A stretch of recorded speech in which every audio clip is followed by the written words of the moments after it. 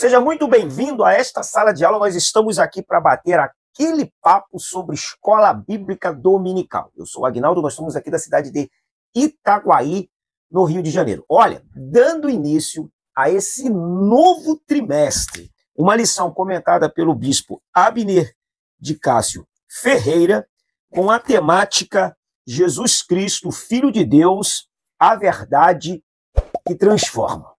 Esse será o nosso assunto desse trimestre. Eu espero que o Espírito Santo nos ilumine, que ele incendeie a nossa alma, para que possamos, entusiasmados, cheios da presença do Espírito Santo, ensinar essa lição, transmitir com fervor a palavra de Deus. Então nós vamos para a nossa primeira aula, que fala de João, o discípulo amado de Cristo. Esse será o nosso assunto, lembrando que nós não somos uma aula, bom? Somos só uma síntese, uma sinopse, para que possa lhe auxiliar em algo dentro daquilo que você tem estudado e que o Espírito Santo tem te iluminado. Então nós temos como nosso texto áureo, ora, um dos seus discípulos, aquele a quem Jesus amava, estava reclinado no peito de Jesus, que é Evangelho de João, capítulo 13, versículo 23. A verdade aplicada, ou a verdade prática, pela revelação das Escrituras e pelo poder do Espírito Santo, vivamos no presente século como referência de amor a Deus e ao próximo. Quais são os objetivos? Fica nesse foco, professor, porque é o que te norteia e te orienta para que você não saia, não fuja da lição. Saber que seguir a Jesus gera transformação de caráter. Ressaltar a fidelidade de João como discípulo de Jesus. E reconhecer que a caminhada com Jesus gera maturidade. Nós temos como texto de referência Mateus capítulo 4, versos 21 e 22. Nós não leremos como de costume para enxugarmos esse vídeo. João 19, versos 26 e 27, e João 21, verso de número 7. Destacando que essa expressão, o discípulo a quem Jesus amava, ela aparece cerca de 5 vezes nos evangelhos. E precisamos atentar para algo, porque Jesus amava a todos os discípulos, assim como ele ama a todos nós. João, ele fala o discípulo a quem Jesus amava, falando de si. No livro 12 Homens e uma Missão, do autor Aramis de Barros, ele diz que provavelmente esse título de que Jesus amava João mais do que os outros fora colocado pelos próprios discípulos. Logo, João passa a fazer uso desse título para poder deixá-lo no anonimato, não citá-lo, mas cita o termo em que os discípulos se dirigiam a si. Logo, nós vamos entender que realmente Pedro, Tiago e João, eles tinham uma aproximação maior com Jesus. Todavia, Jesus amava a todos de modo igual. Bom, uma coisa é o amor de Deus por nós. Outra coisa é o nosso amor para com Deus. Existem pessoas que amam a Deus mais do que nós, porque todo amor a Deus ele não é definido de modo verbal. O amor a Deus ele é definido pela entrega, pela disposição em servi-lo, pela disposição em sacrificar-se por amor a Jesus, por amor ao seu evangelho. Logo, nós vamos entender que Jesus realmente ama todos do mesmo modo, mas homens têm um amor maior por Jesus em relação aos outros. O que você acha disso? Existem pessoas que se apegam mais, é igual um pai e um filho. O pai ama todos os seus filhos, mas tem filho que se apega mais ao pai do que o outro filho. É dentro desse contexto que nós estamos falando. A introdução diz, nesta lição, estudaremos a caminhada do jovem João, filho de Zebedeu, discípulo e mais tarde apóstolo de Jesus, descrito como discípulo amado. João viveu até avançada idade. Depois de receber de Deus a revelação do livro de Apocalipse, ele também ficou conhecido como o apóstolo do amor. João, que provavelmente era de Betsaida, a mesma terra que Pedro, morreu com aproximadamente 94 anos de idade. Alguns comentaristas, como William McDowell, acreditam que João e Tiago possam vir a ser primos de Jesus. João capítulo 19, verso 25. E junto à cruz estava a mãe de Jesus e a irmã dela, e Maria, mulher de Cleopas, e Maria Madalena. Então, presta atenção, ó. Junto à cruz estavam a mãe de Jesus e a irmã dela.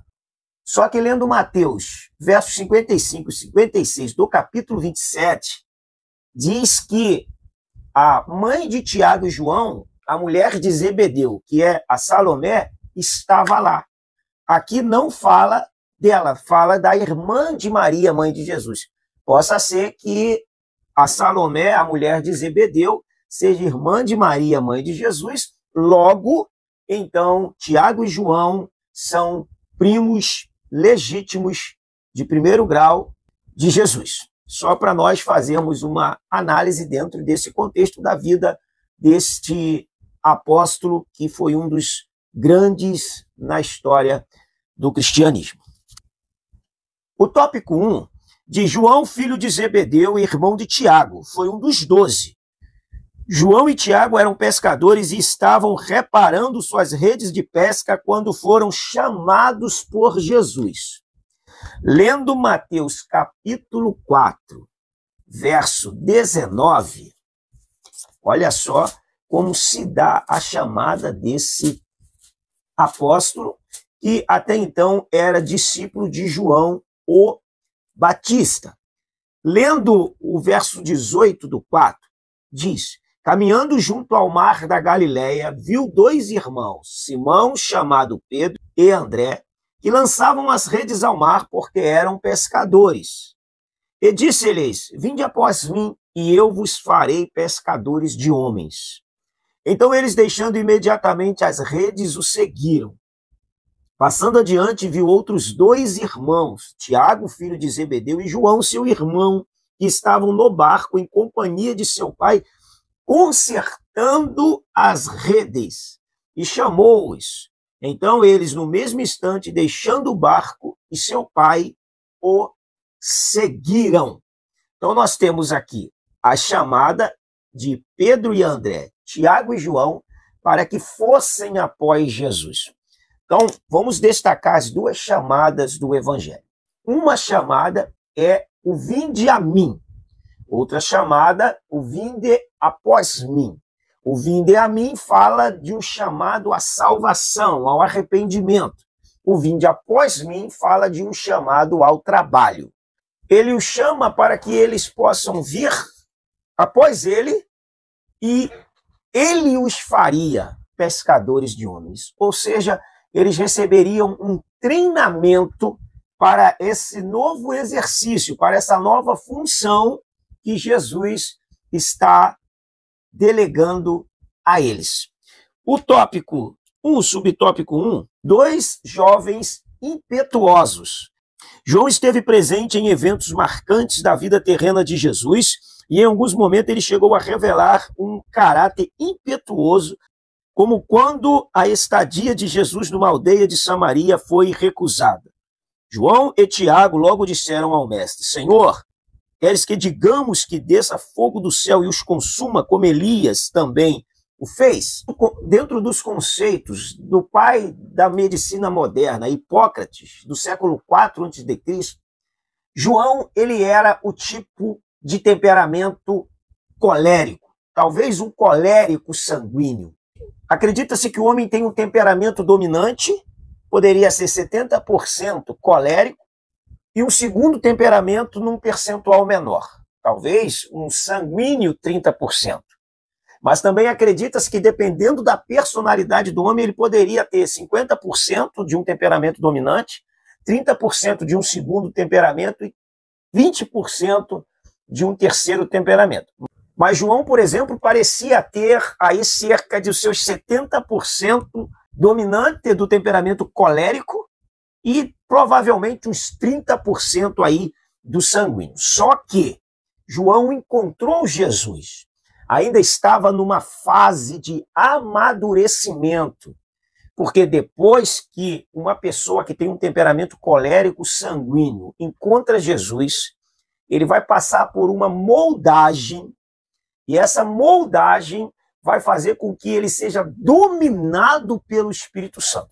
Logo, esse temperamento colérico sanguíneo estará nele, mas subjugado, amortecido pelo Espírito Santo, a ponto de que as pessoas não identifiquem futuramente que essa pessoa já foi, no passado, colérico, sanguíneo, explosivo, intolerante.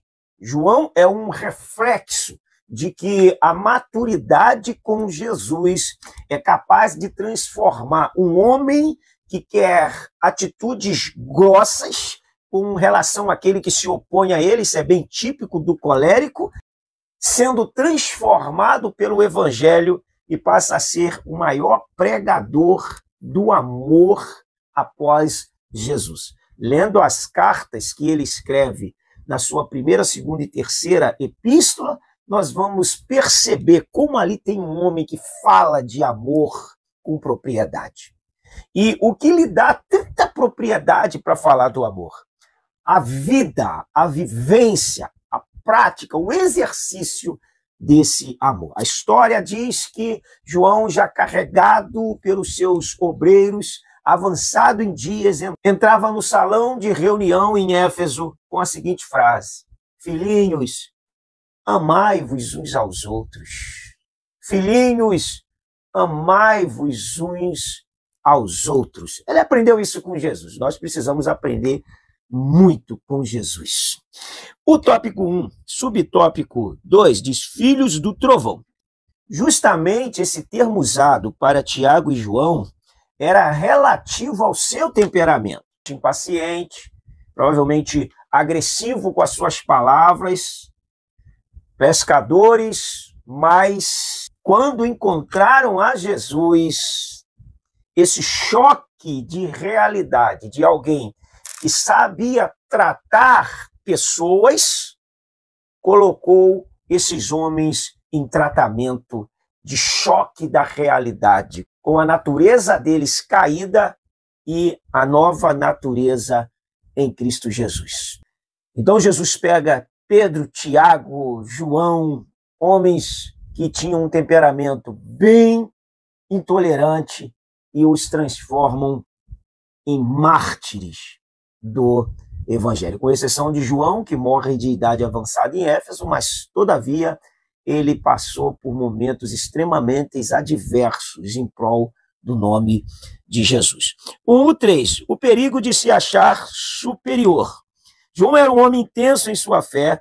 Certa vez, quando Jesus e seus discípulos peregrinaram na Galiléia, João disse ao mestre que um homem estava expulsando o demônio pelo poder do seu nome, mas eles o proibiram de fazer isto porque não era um dos seus 12 discípulos. Só que Jesus os advertiu, porque a ideia de Jesus, a proposta do Evangelho, não era fazer um maior do que o outro.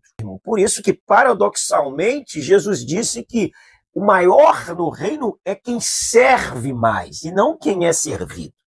Então, a ideia de ser servido por estar em local que, entre aspas, seria maior para a pessoa, não é corroborado por Jesus. Jesus não corrobora com a ideia de que aquele que se acha maior faz com que os seus liderados o sirvam.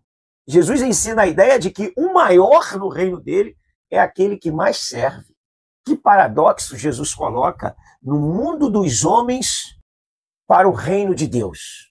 Quando nós lemos esse texto e analisamos esse texto, isso é um soco na nossa nuca. Porque as pessoas, muitas das vezes, por terem um cargo, um ofício na igreja, acreditam ser maior do que a outra que tem um cargo inferior sobre o ponto de vista nosso, não sobre o ponto de vista de Deus.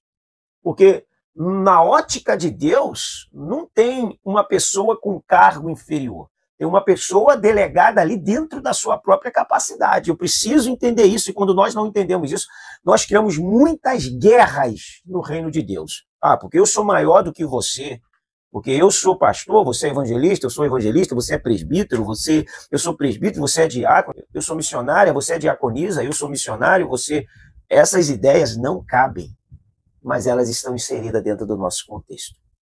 Vamos ao nosso tópico 2 e não deixe de se inscrever no canal, hein? Nem deixar seu comentário. O que você acha desses assuntos que nós estamos abordando aqui? Lembrando que a nossa fala aqui é só uma colocação a respeito do assunto que vai ser abordado, não é uma aula.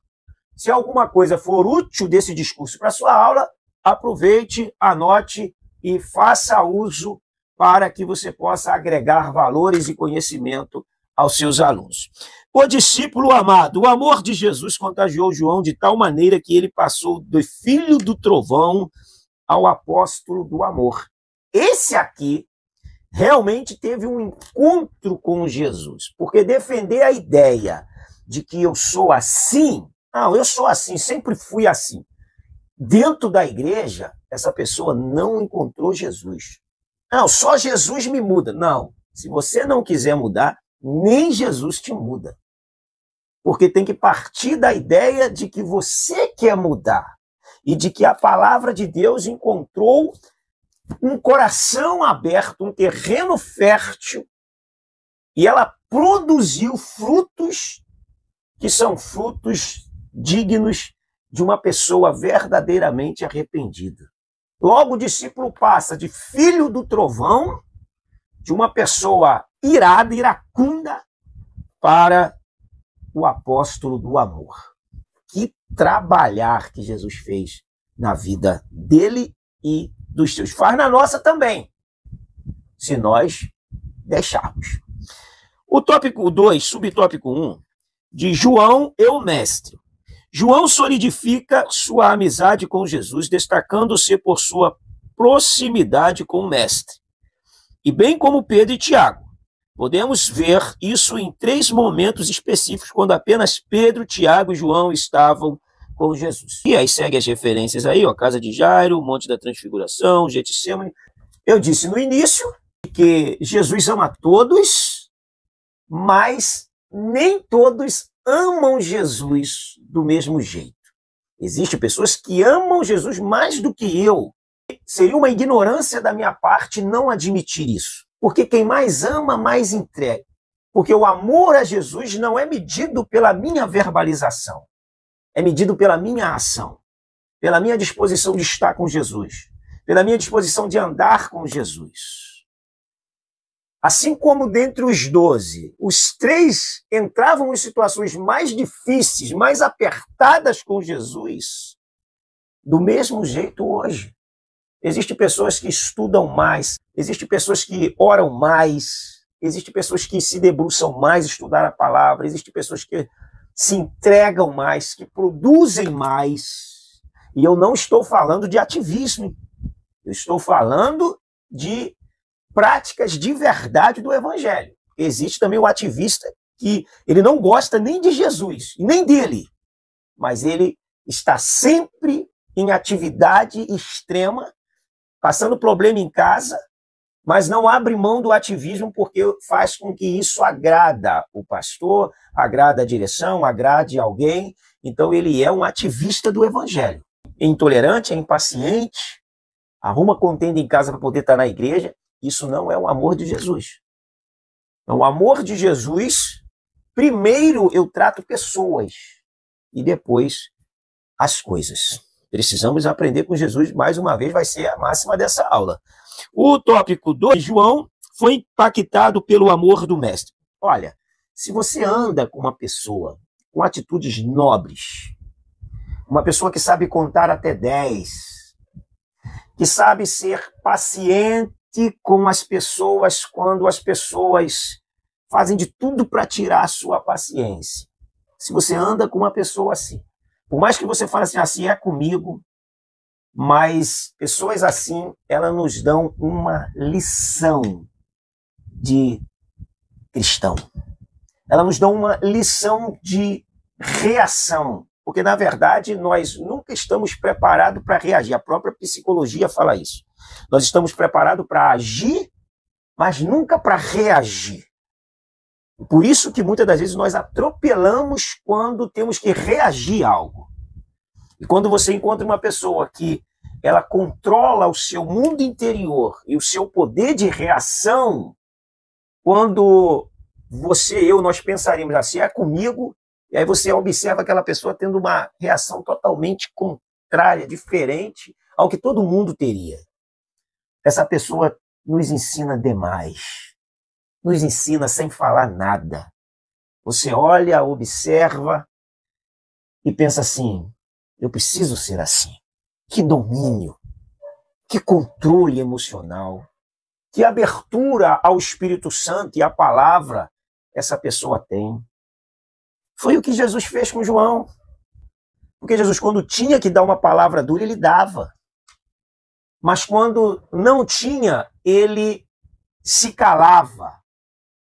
Ele se freava, ele se controlava. E João, observando tudo isso, foi aprendendo com Jesus. Vamos aprender com Jesus. João ouvia ao mestre, meu Senhor. João seguiu o amor, imitou o seu mestre, de quem se tornou amigo próximo. Quer ser uma pessoa boa? Se junte aos bons. Provérbios 13, 20 diz que, olha o que diz Provérbios 13, 20. Quem anda com os sábios será sábio, mas o companheiro dos insensatos se tornará mau. Se você quiser ser sábio, você tem que andar com um sábio. Se você quiser ser uma pessoa de oração, ande com quem é de oração. Mas vamos ensinar isso com detalhes.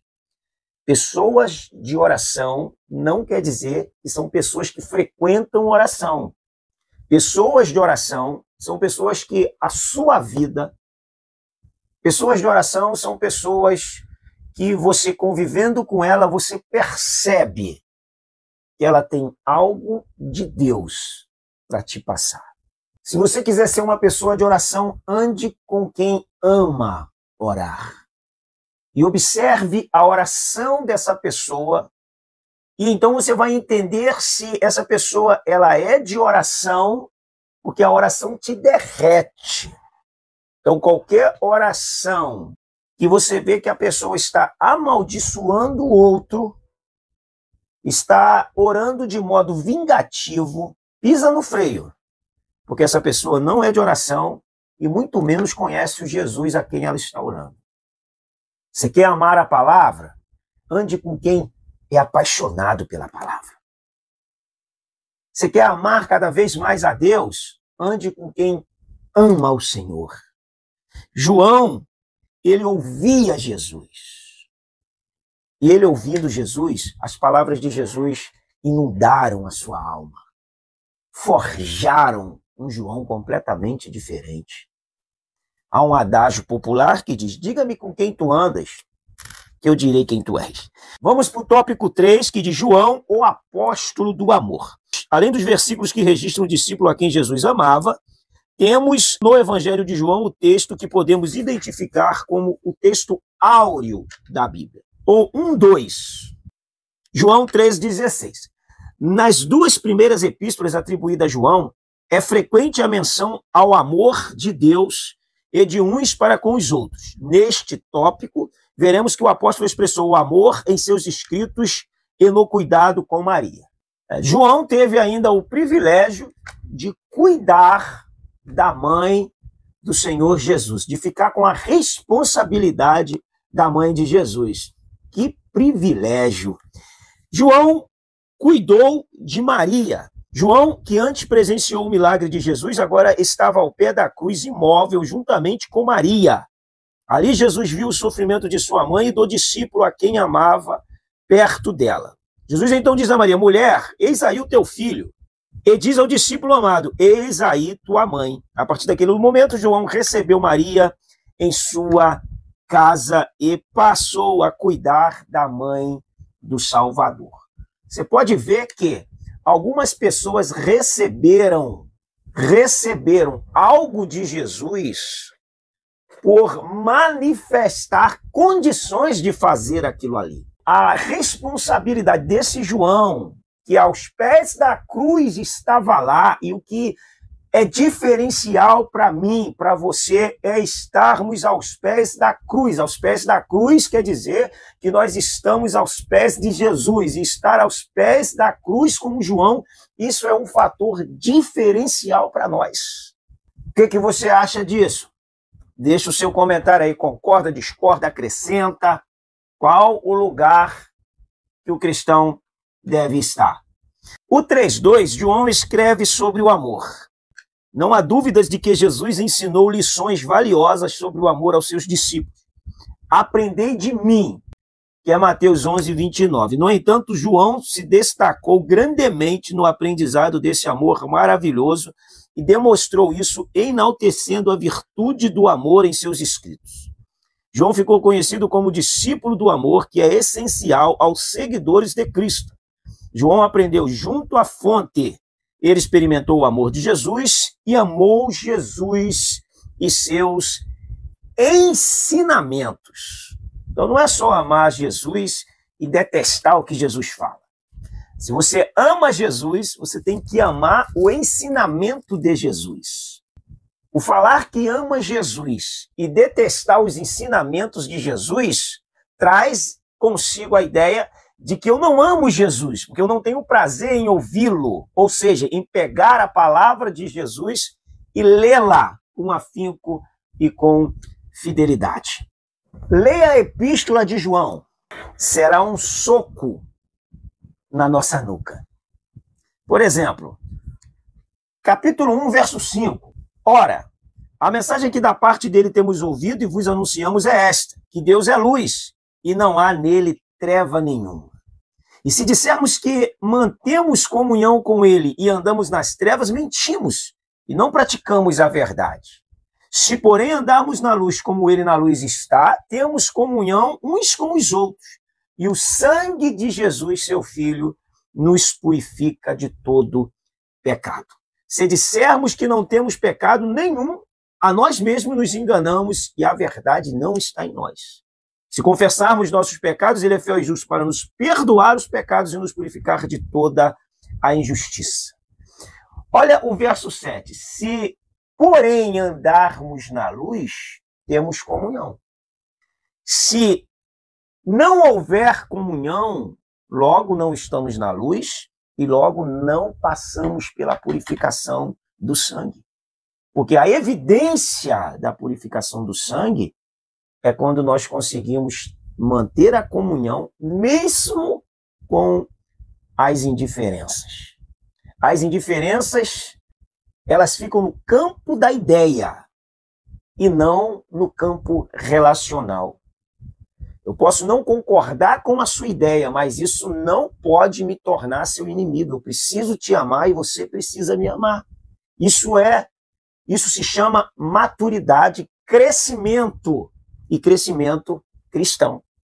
Agora, olha o capítulo 2, o verso 10. Aquele que ama o seu irmão permanece na luz, e nele não há nenhum tropeço. Aquele, porém, que odeia o seu irmão está nas trevas, e anda nas trevas, e não sabe para onde vai, porque as trevas lhe cegaram os olhos. Aproveita esse trimestre, leia as epístolas de João, vai lhe fazer um bem grande. Para fechar o 3, diz assim, o amor evidenciado em cartas. Em suas cartas, João expressou o amor de Deus, referindo-se aos seus leitores como amados ou filhinhos. Esta maneira amorosa de escrever e viver fez João ficar conhecido como o apóstolo do amor. Porém, não qualquer amor, mas o amor de Deus, porque Deus é amor. Se Deus é amor, nós precisamos amar uns aos outros para evidenciarmos que estamos em Cristo. Na nossa conclusão, diz, o discípulo João teve sua vida transformada a partir do momento que ouviu e atendeu ao chamado do Senhor Jesus para ser seu discípulo. E aí o discípulo, ele será trabalhado pelo seu mestre. A própria palavra disciplina vem de discípulo. O discípulo, ele deve ter a disciplina do seu discipulador. Antes de nós fecharmos, quer conhecer um pouco mais sobre temperamentos? Adquira esse livro aqui, estude ele, porque ele trará para você uma luz a respeito dos temperamentos.